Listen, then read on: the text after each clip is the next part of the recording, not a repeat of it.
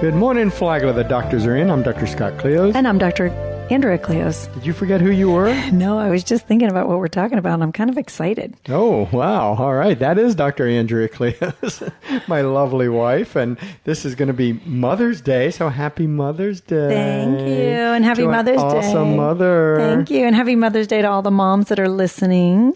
Yeah, Dad, you guys. No, I mean, you owe a lot to our dad, to your husbands, though, because you wouldn't be mothers without us. So that's true. It takes two to tango. Yeah, and so I expect some adulation on this. So fine. I'll give it to you on Father's Day. How's that sound? I gotta wait till Father's Day. It's still Mother's Day. It hasn't even happened yet, and you're asking for your bonus points. This is our house, you guys, just in case. If you haven't already figured it out. Yeah.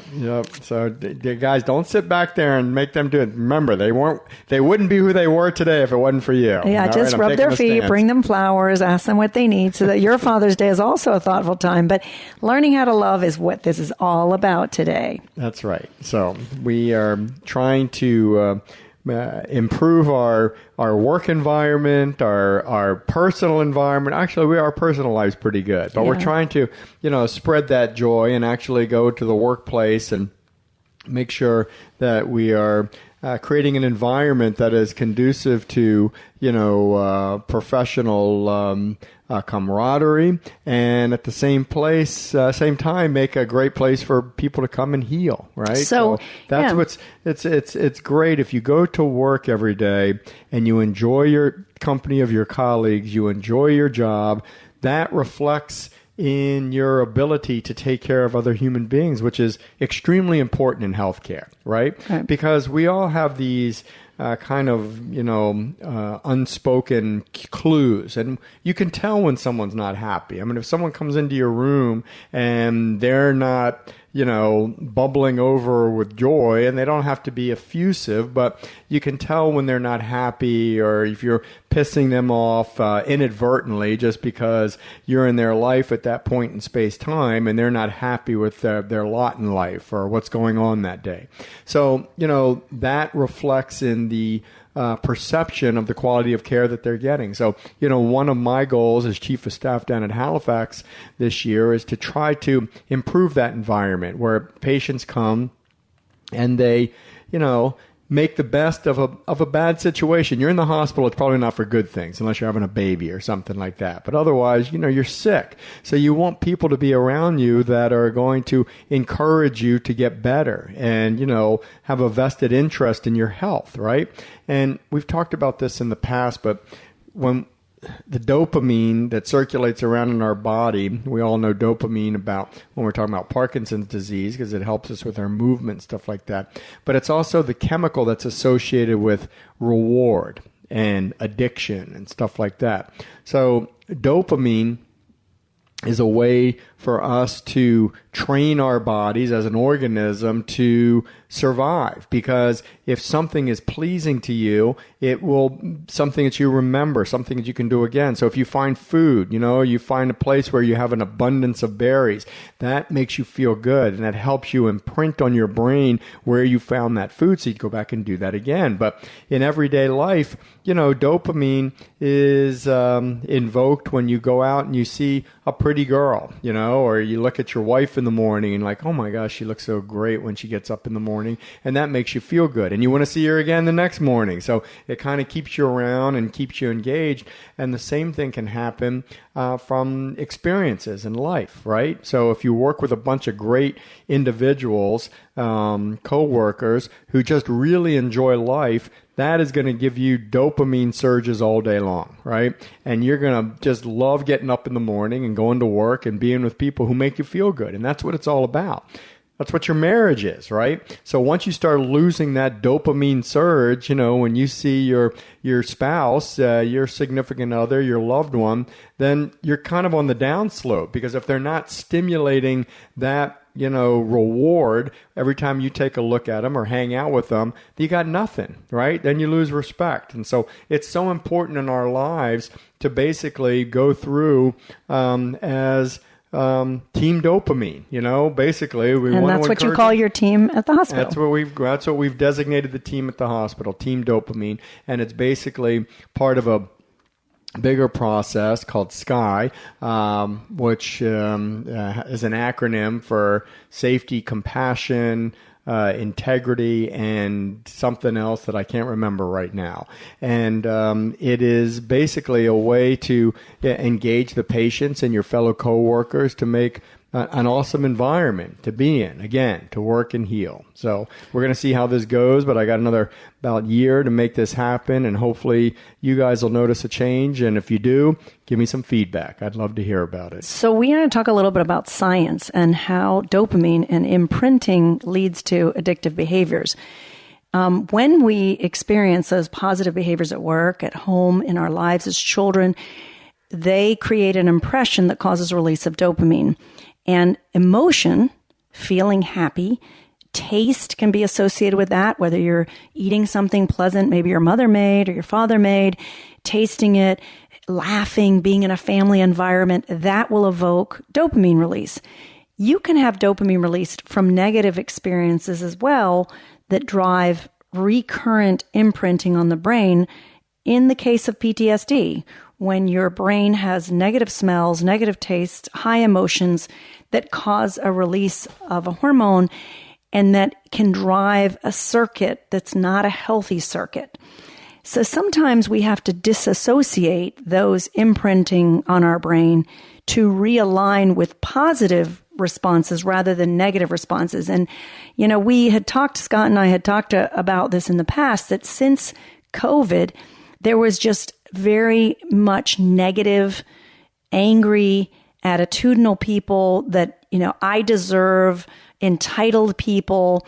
And part of it was we all went through a period of significant amount of trauma during those 2 years of aggressive COVID. Many people died. We didn't know what was happening. There was a lot of things being pushed on us. When these chronic behavioral stresses lead to the release of chemicals that should be positive chemicals, the imprint can leave a circuitous route, repeat over and over and over again of a bad behavior that leads to chronic stress. Chronic stress leads to chronic release of steroids. And if any of you know what steroids do to you when you take them on a chronic basis, they cause weight gain, they cause hunger, they disrupt sleep, they can shut down your neurologic system, they can progressively shut down your immune system. And that's what chronic disease stems from when it's due to unhealthy emotional triggers, physiologic triggers, and they drive both senses. So what gets imprinted on the brain is emotions connected with senses. So the senses could be smell, taste, sight, vision, and they're connected with an extreme emotional feeling. That then places the imprint on the prefrontal cortex, the frontal part of our brain, to imprint a permanent memory.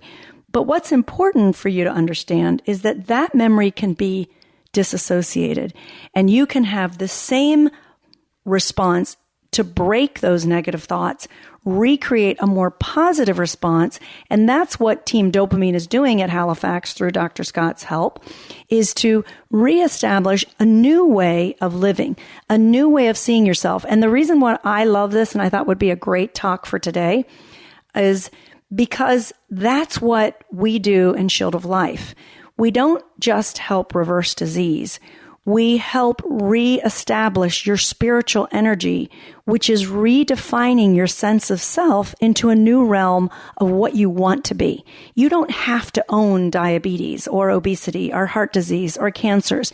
In fact, there's a phenomenal psychologist who has done many studies and many retreats. His name is Dr. Joe Dispenza, and actually analyzed when people go to these very emotionally driven positive retreats, teaching them how to disassociate that negative imprinting into positive imprinting, it actually physiologically changes their behavior. And they have scientists. They have some UCLA physicians there. They have some physicians from large universities in Australia analyzing, and they've seen people physically with cancer who've been able to reverse their cancer, reverse incredible traumas in their life, PTSD and other ailments. And all of this stems from the fact that the brain can empower the body to overactivate the immune system, to suppress that overdriving immune and cortical system to reset. And that all stems from being positive. And when people in your life are negative and you can't control them, you just need to disassociate. You don't need to be around them all the time, but you can also be the force of positive in their life rather than I should be in charge of this. I should be. And sometimes we got to take the low road and just understand that some people have a better, and then the more you treat them with respect, the more they start turning around. And instead of being constantly angry, they start also being a little softened. They start having a little laughter, a little positive thought. And this is the transformation that not only is happening at the hospital where Scott works, because they're trying to reset some of that negativism that started with COVID and then just got left in place, and then resetting that thought. But I want you to know you can do this in your own life. And that's, again, something we encourage with Shield of Life. So if any of you guys are interested, come check us out, shieldoflife.com. But most importantly, you can do this and you can reverse all disease states. It's very, very amazing how God created our bodies perfectly to heal. And that's awesome. But I would also propose that this has been going on long before COVID. COVID made it worse. Yes. But I mean, COVID accelerated in my own hospital, we had, your mom passed in 2013, right? Yeah. So remember the event in the my own hospital where you and I came back from the FMA meeting, and my mother-in-law, beautiful woman, well-kempt, when she was able to take care of herself, we had to drop her off in my own hospital. We went to the FMA meeting as delegates, in August or something. She had a UTI, and then so we left her there for the weekend to get better. We came back, and because I have a badge to get into that hospital, I can come in unannounced, right? So we walk up to her room. She looked like a homeless person. You remember that? I mean, we walked in. She had stuff caked on her teeth. She had a diaper full of diarrhea. Her perineum was red hot. Just so abused and just horribly mistreated. And Andrew was crying. And this is my own hospital. And, and I told the nurses, I brought the charge nurse in there, the nurse, the nursing assistant. I'm like, guys, you just had Disney in here trying to tell you how to take care of patients and how to do a good job. And I'm glad that you treat everyone equally, but I would hope you would treat everyone equally well, not equally poor. And, it was a big problem. And if you went to the hospital back in those days, you probably got some of that. But we have really been working on the community, the healthcare community, and explaining to them the importance of engaging the patients and keeping them informed and introducing yourself and showing them that you do care. And that comes with providing the nurses and the doctors the resources that they need to actually take care of the patients. And we're moving in the right direction. And I think it's a timely, event at this point, because there's so many hospitals that can't keep up, and being in a hospital is turning into a miserable experience. For a while, people went to the hospital to die, and then it got to a point where people went to the hospital to heal. And now, for a while, I thought we were reverting back to you just went there to die.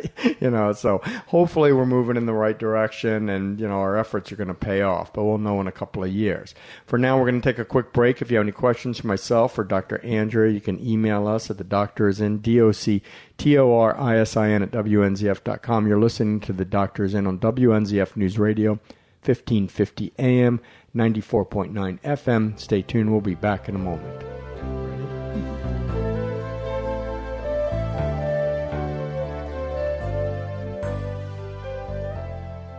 Thank you so much for recommending us to your family and friends. When you need a 30, 60, or 90-minute massage, it's real easy to book your appointment online. MassageByNatalie.org. MassageByNatalie.org. Radiology Associates has been a trusted name in Volusia, Flagler, and St. Johns County for over 50 years. Radiology Associates is the first and only radiology provider to bring our neighbors of Flagler County 3 Tesla MRI, 64-slice CT, and time-of-flight PET CT in our Palm Coast Imaging and Town Center Imaging locations. This is our community. Our doctors live here and strive to provide only the best care to you, our neighbors. For more information about Radiology Associates, visit us online at radiologyassociatesimaging.com. I'm Sal Pasalacqua, and here's another upcoming event on the Craig Flagler Palms community calendar. The Flagler County Drug Court Foundation is having their third annual four-person scramble golf outing May 24th at Palm Harbor Golf Club, 20 Palm Harbor Drive in Palm Coast. Award for the longest drive, closest to the pin, hole-in-one, and more. Golf attire is required, and May 18th is registration deadline. For more information, contact Michael, 401-864-6997. That's 401-864-6997. Are you wondering if that old paint in your garage is still any good? Bring it in. We'll let you know. And while you're at it, if you need to match a color, chip off some paint and bring it in. Our color matching is unmatched. Benjamin Moore, corner of Old Kings and Utility Drive, Palm Coast. And we're back. For those of you just joining us, we were talking about dopamine and how important that is in our life.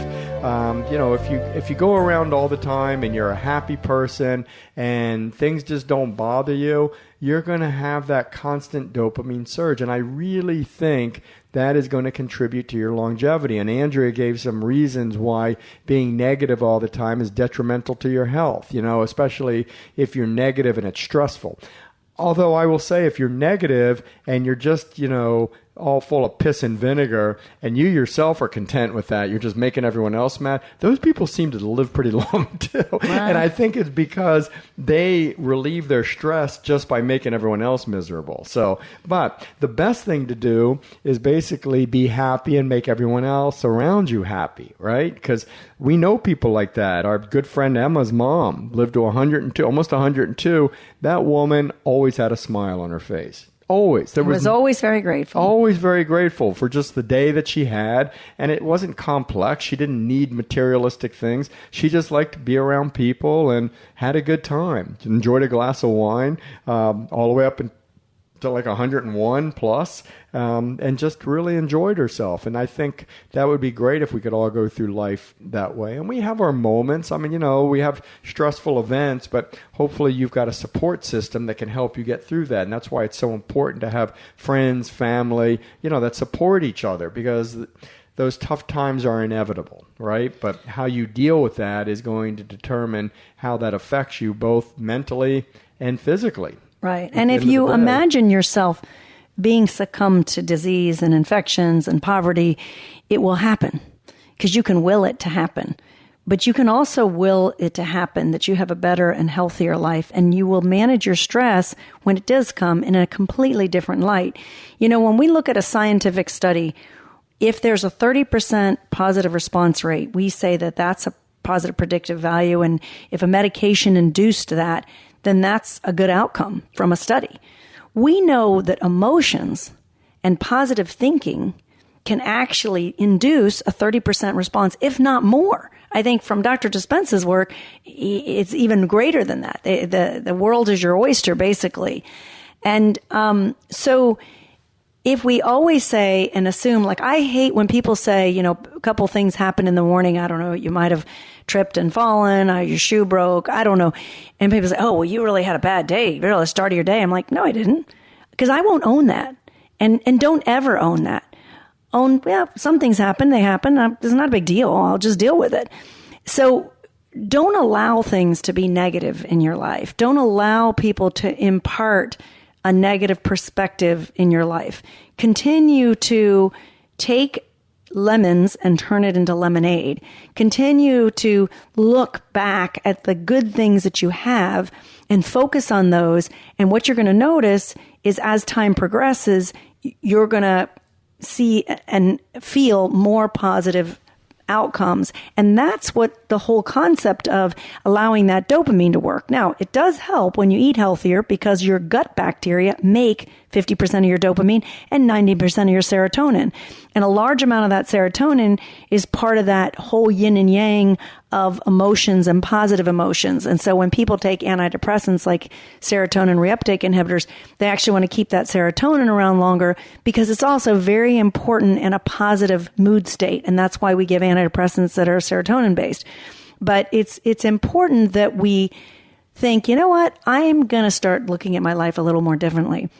And people that have faith in God and faith in Christ usually carry a different light of gratitude and humbleness and continue to see things in a better light. And they do better. And people can argue and say, well, is it because they really believe in Jesus and Jesus is helping or God's helping? Or is it because of their faith, they actually are able to impart a more positive response because they've got a better and larger view of something bigger and greater than themselves? And that's for each individual to discover on their own. But I was just reading a book on world religions. And of all the religions in the world, that's one of the stronger religions that seems to have more functioning and more at peace individuals at the end of their life. And so... What's religion? Christianity. Oh. So, and again, this is the reviewer or the writer of this article, but I think that it's important to realize you're not the only one in the world. We do affect each other. One of the things that I know when we were studying the plants in Italy and we were working with a botanist in Italy, he said that when animals come near a tree or when a human hugs the tree, the lymphatic flow of that tree is much more vibrant and flows more aggressively. We are energetically connected. We are electrical, energetic beings, and that energy depends on each other. We're a biochemical in the sense that we take in nutrients, but we're all electrical as well. So we give off energy, positive or negative, and we actually receive energy. So when that energy connects to the rest of the world around us, that energy can be driven to a higher state, and that's the transformation that really takes you to a level that's beyond understanding, or people can say that it's quantum, related, because you're connecting to the energies of all the plants and animals and people, and you're being driven to what you're meant to do.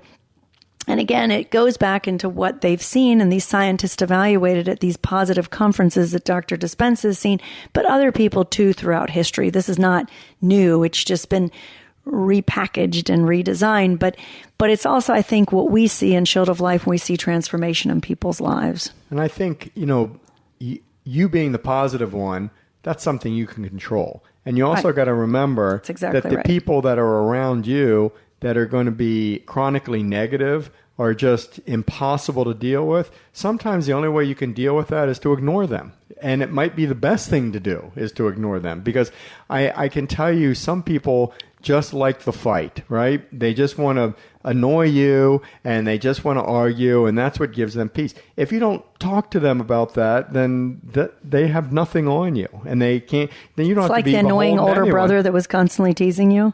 Wait, are you talking about me? Well, are you sensitive about this or something? A little bit. Is this something a little bit. I've been that accused of that lately because my sister found a whole bunch of these old Super 8. Let's not turn this into that. Super 8 movies, and not the show. And so I've always been accused of. I was the oldest one in the family of basically abusing my brother and sister. He was the older annoying brother that just kept poking you, and he does that to me all the time. No, that's not true. You poke me. So basically what they do is they now have these videotapes, and they think they're vindicated because there's little things in those little vignettes that show me, like my brother running down the beach and crying and like, oh, Scott did that to him. I'm like, I didn't do anything. He probably stubbed his toe. He was a klutz. It wasn't me. So see, now Andrea's over there making funny faces, and I'm just going to ignore her, because if I acknowledge her, then that's what she wants. So I'm going to just ignore her, and it's just going to go away, and it's going to infuriate her that I'm ignoring. See, look at me ignoring her. Just sitting over here. It's very hard for him to ignore me when I'm doing these kind of moves. No, I'm not even. Yep. You're bringing my dopamine down, girl. That's not that true. Would bring your dopamine up, actually. Yeah, you do bring my dopamine up. I'm not going to lie about that. But yes, it is important to turn the people off that are really upsetting you. And most importantly, if you know that people are turning you off, try to think, do I really want to be remembered this way? Do I want people around me when I die to be thinking of me as a person they wanted to turn off because I was annoying? But rather, you want to be the person who brings joy into the world.